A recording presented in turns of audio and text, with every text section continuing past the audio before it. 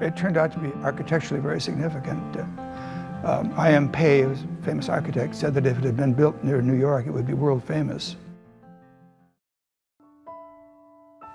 I was on the church planning committee back in the 1950s, 56, 61, as the youngest of 12 monastic members.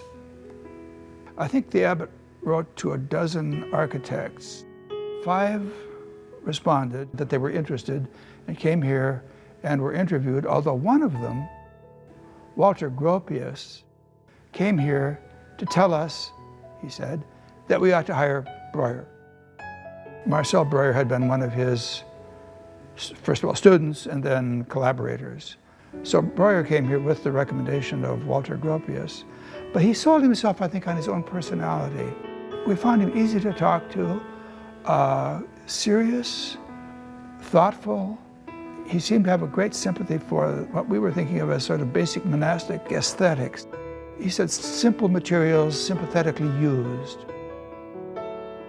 The shape of the church in his original model, he did a model of the entire comprehensive plan, and there was the church, basically in the shape that it has now, trapezoidal, with this reflective shield. Because the church faced north, there was a problem of getting light into the interior, and he thought of the banner being, first of all, a reflective shield that was going to be picking up sunlight from the south and kind of reflecting it into an all-glass north wall. Of course, it is a pre-Vatican II structure. The Vatican II started in the fall of 1962. This building was dedicated in the fall of 1961. So it is completed and in use before the Vatican II Council started. It embodies quite a lot of forward-looking liturgical thought, but that's because St. John's was very much a center of liturgical thinking from way back in the 1920s. Well, McGuff Construction of St. Paul got the contract to build the church, and they hired a man named Ted Hoffmeyer as the superintendent of construction.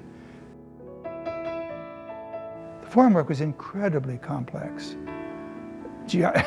Breuer at one point in the planning said that he would want to have someone on site as the construction got underway, because he said, you know, there's quite a lot of geometry in it. And that was an understatement. I was the mechanical engineer, even though I wasn't a licensed at the time. My total function was to make sure that everything in the building was to operate correctly, efficiently, and could be maintained. But I learned that when you meet someone great, they don't act it that way. People who are that great are actually humble. Marcel Breuer spent as much time developing the design for the foundation as he did for literally creating the inner details of the building. And in talking to him, he said in his mechanical systems, what he wanted was something very quiet, to be comfortable, and most of all, not seen. Because the building was to take on the feeling of being timeless.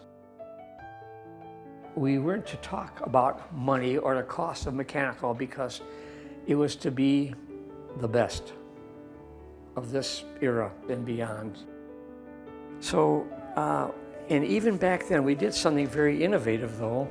In 1958, there was something about recovering heat the best way you can. We took care of certain areas by having the air recirculated and saving all that energy without having to add any additional equipment. So the building was really, as we call it, green. It was energy efficient then. This is a building that is, from a mechanical standpoint, this was special. When I look at the building now, it really hasn't changed at all. It still has its same element of being so beautiful and beyond description, because people will come in and just look at the wonders of how a man could conceive that. the window was almost an accident. I mean, there was going to be some kind of glass in that wall, but the notion of a stained glass window emerged gradually in the planning process. We made the window here at St. John's, ordered glass from Europe, etc., and cut it up into pieces and put it back together, and eventually installed it in the church.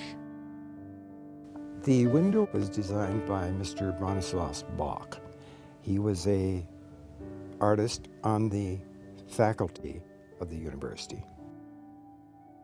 The name of the window is Sursum Corda, which means lift up your hearts to God. The blue that's prominent all over the whole window, it's simply the background that these colored columns rest on. The one round circle in the center of the window, it's white, it's pure, it's silent. It's a modern interpretation of an old medieval symbol, the eye of God.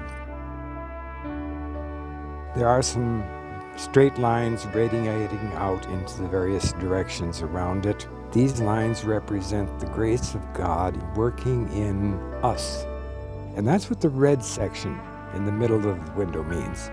It is the people of God. They return their thoughts to God in worship.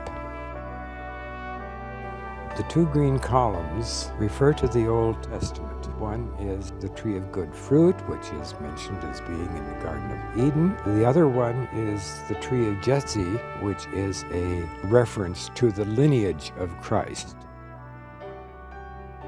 There is a blue line, and that's the reference to it's by baptism we become Christians. So the first column on the far left is a golden column, and it represents the season of Advent. In the next red and blue column, it's the Incarnation. Christ is born, Christmas. We come to a purple panel, and we remember this period of time with the season of Lent. Lent ends with Easter. That's the next column. And it begins with the resurrection, but it ends with the ascension. And this column, Pentecost. So the theme, the title and the major theme meaning of the window is worship. Worship of God. Can you tell me what year a triangle was created? How new is a pyramid designed? Really, you look at that pyramid, could have been designed tomorrow because it has that element of design. This Abbey has that design.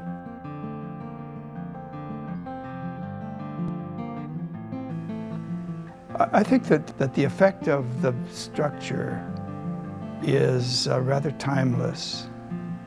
That I think Breuer did achieve in a way that doesn't always happen with buildings.